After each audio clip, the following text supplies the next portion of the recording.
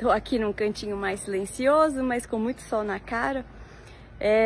A Helena Tipov foi uma pessoa inacreditável. Russa, nasceu em 1872. Ela foi filha de um czarista, que era ligado ao governo, trabalhava como ministro para o governo czarista.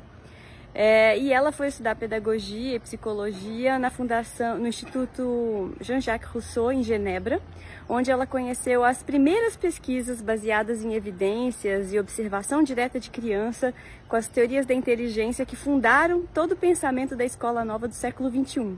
Ela foi muitíssimo próxima do Claparède, que é um dos grandes pensadores franceses, da virada do século XIX para o XX, e que junto com o Piaget fez muitas pesquisas no Instituto Rousseau para justamente entender como que a criança pensa, como que se desenvolve seus interesses, como que o professor faz para apoiar o desenvolvimento do pensamento, como cria contexto para o aprendizado, como cria vínculo. Todas são perguntas essenciais da psicologia cognitiva daquela época, que estava nascendo ali e que depois foi ficar muito conhecida com o construtivismo do Piaget.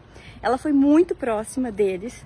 Quando eclode a Revolução Russa em 17, ela casa com um intelectual de esquerda ligado ao movimento bolchevique, mas que depois ele é inclusive expulso da Revolução pelos motivos políticos e eles precisam ir embora, vão até para Genebra. O Claparède ajuda eles, financia a ida deles, e ela consegue também transferir o pai dela, que podia ser um perseguido pela Revolução por ter sido czarista. Ela consegue um emprego para ele na Crimeia. E aí, depois de um tempo, ela recebe um convite para desenvolver esse tipo de educação da escola nova que eles estavam constituindo no Instituto Jean-Jacques Rousseau de Genebra, no Brasil. A gente tem um governador mineiro, na época, querendo muito desenvolver uma nova visão de educação, e ela vem para o Brasil, aceita o convite, vem para o Brasil e funda, isso que virou, a Fundação Helena Tipov, funda a primeira escola rural.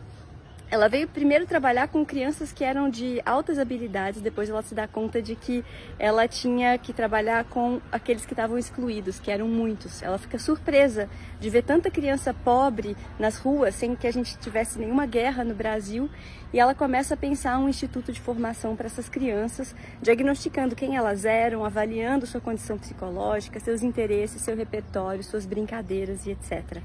Então ela funda uma escola rural, onde essas crianças vão ser melhor recebidas do que eram na cidade, onde elas eram taxadas, estigmatizadas, e ela começa uma revolução para fazer um centro de formação de professores de excelência, com tudo que ela trouxe de psicologia, de observação de criança, de pedagogia. E aí ela funda a primeira Sociedade Pestalozzi do Brasil, primeiro em Minas Gerais, e depois, a convite do ministro Capanema da Educação, funda no Brasil. Então, ela fez muitas coisas, inclusive fundou a APAE no Brasil, e ela criou toda a base de pesquisa em como fazer formação de crianças especiais, ditas especiais, tanto com alguma necessidade especial quanto de altas habilidades. Então, ela é muito pioneira dessa pesquisa baseada em evidências e da difusão desse saber científico no Brasil.